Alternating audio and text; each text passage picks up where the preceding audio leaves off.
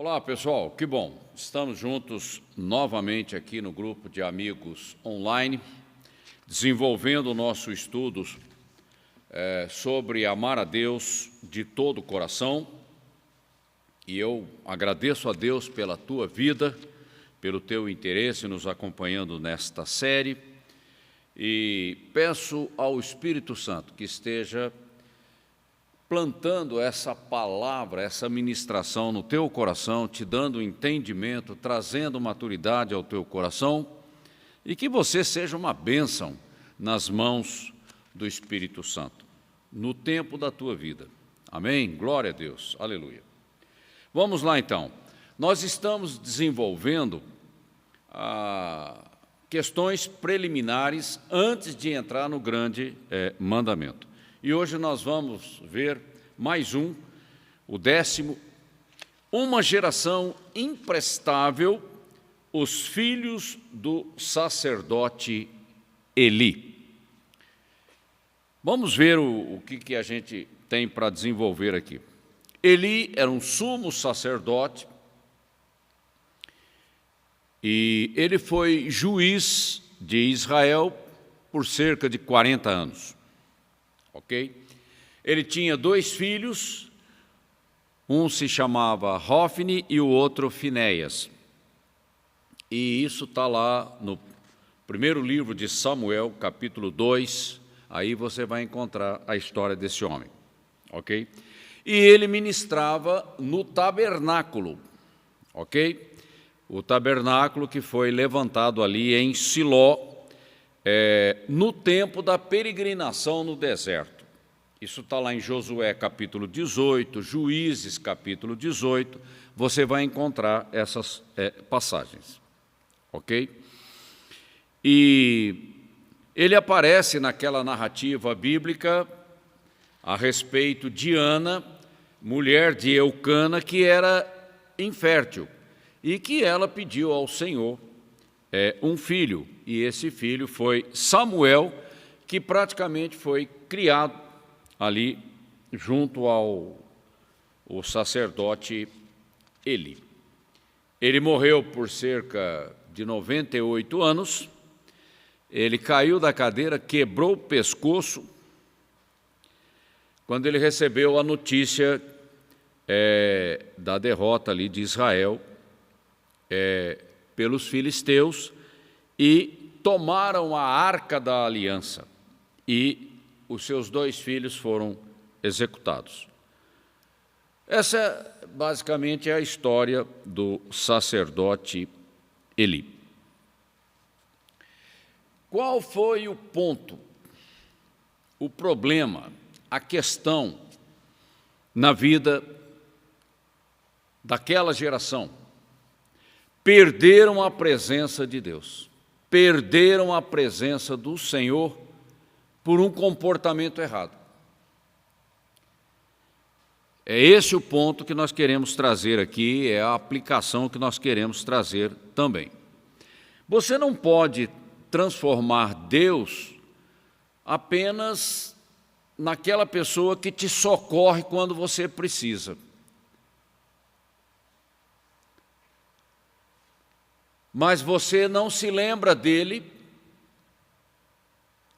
no restante do tempo. Então, o que aconteceu com aquela geração?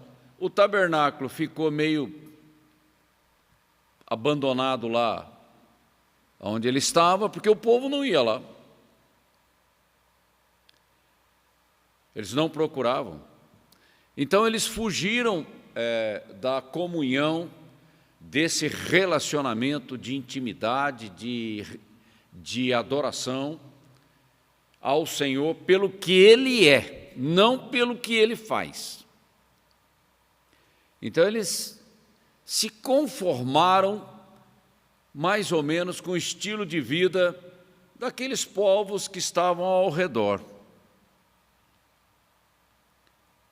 O problema do conformismo é que você vai se adaptando, e isso é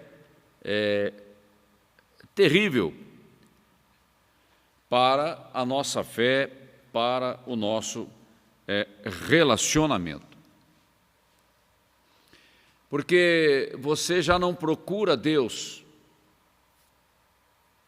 pelo que Ele é, santo, perfeito, gracioso, maravilhoso.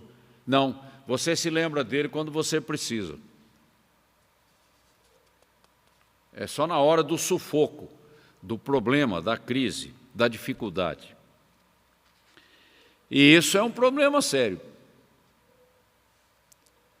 Porque o que acontece com esse desvio religioso? Parece que Deus se torna alguém que te serve quando você precisa. Totalmente errado. Somos nós que precisamos dele. Agora, se eu não cultivo um relacionamento de amor, de adoração, de comunhão com ele, como que eu vou me lembrar dele? Porque é essa comunhão que acende a chama da sua presença manifesta na minha vida. E na hora da dificuldade eu tenho que sacar. Mas se eu não tenho relacionamento com ele, eu vou sacar o quê? O que eles fizeram ali naquele contexto da guerra dos filisteus? Pega a arca da aliança e traz para cá, no campo da batalha. Como se a arca fosse algo mágico, um amuleto, vai dar sorte. Uma coisa completamente estranha para quem conhece a Deus e tem um relacionamento com Ele. Então eles começaram a focar na arca, e não no Deus da arca. Aí que está o problema. E muitas vezes isso acontece na religiosidade. Você começa a olhar para aquilo que é visível. E se esquece que Deus é uma pessoa com quem nós devemos ter um relacionamento pessoal.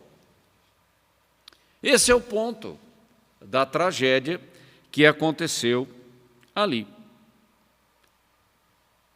Então é o desenvolvimento diário de uma comunhão com Deus e com a sua palavra, com o Espírito Santo, com o Senhor da igreja, para que isso esteja vivificado dentro de mim e nas horas de luta, de guerra espiritual, eu tenho que sacar da maneira correta.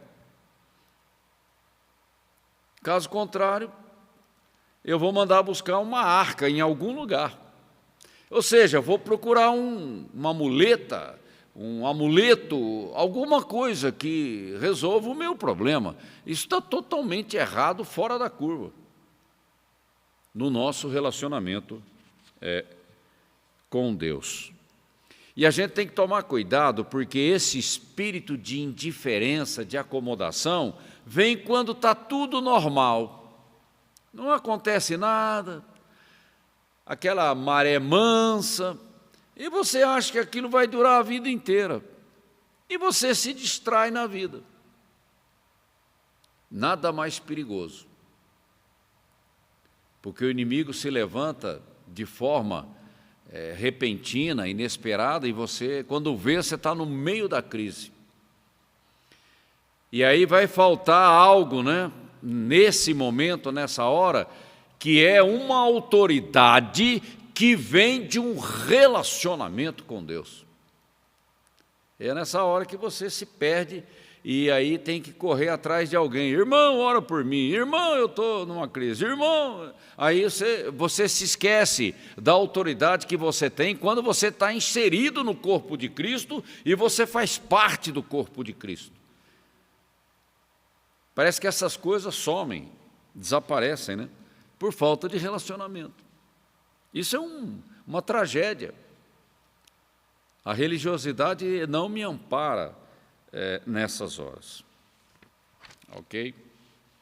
E a história mostra a tragédia, né? O sacerdote, assustado com o negócio, cai da cadeira e quebra o pescoço, quando soube que roubaram a arca e seus 2 filhos foram mortos.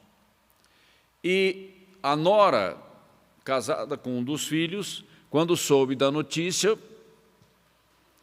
e ela estava grávida, ali ela teve, deu à luz a uma criança, e ela deu o nome ao menino de Icabode, ou seja, foi-se a glória de Israel.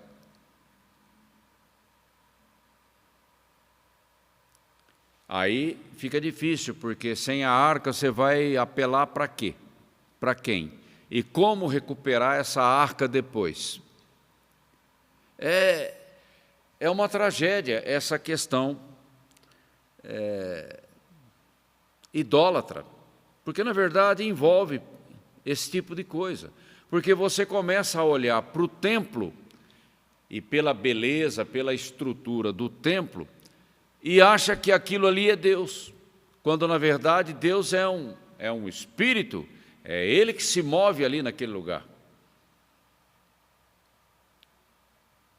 E você se confunde, porque os discípulos também, num determinado momento, andando com o mestre, saindo do templo, eles falaram para Cristo: olha a maravilha das pedras do templo. Olhando para o templo, olhando para aquilo que é visível, quando na verdade o que é visível pode perecer, Mas o relacionamento que a gente tem com Deus, isso não acaba, ninguém consegue destruir isso. Então a gente chamando a atenção para esse tipo de comportamento, que acaba se tornando uma tragédia na nossa vida. Ok? E o interessante é que a religiosidade, ou seja, andando por aquilo que eu vejo, não muda o meu coração. Só reforça algo estranho dentro de mim. Mas o meu relacionamento com Deus, que vem de quebrantamento, de arrependimento, de humilhação na presença dEle, isso muda a minha vida. Muda a minha visão e me leva para um nível mais profundo de consagração a Deus. E eu não preciso de objeto nenhum para chamar a minha atenção, para mexer com as minhas emoções, para criar uma certa impressão na minha alma, porque nós andamos por fé e Deus busca por adoradores que o adorem em verdade e em espírito, não é pelo que eu vejo, mas sim pelo que Deus é e pelo que Ele disse, pela sua palavra, pelas suas promessas. É outro nível de relacionamento. Então eu não busco Deus pelo que Ele pode fazer a meu respeito numa hora de crise. Eu amo a Deus e por isso eu estou sempre prostrado aos seus pés, como um adorador que o ama e que fica extasiado diante da beleza, da sua formosura, da sua santidade, da sua bondade, da sua graça. É outra inclinação, é outra natureza que move o meu coração. Então a gente fica assim, olhando, Se você olhar para a mulher de Jó, estava no mesmo contexto.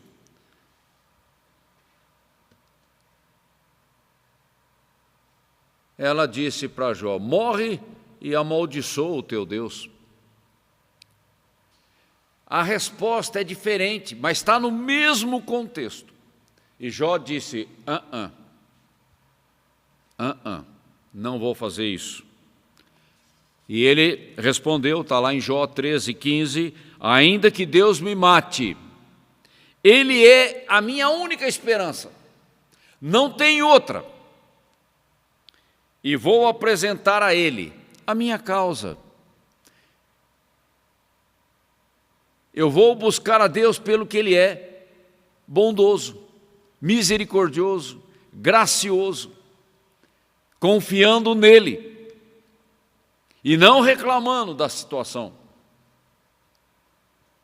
São respostas que vêm de um coração quebrantado diante de Deus.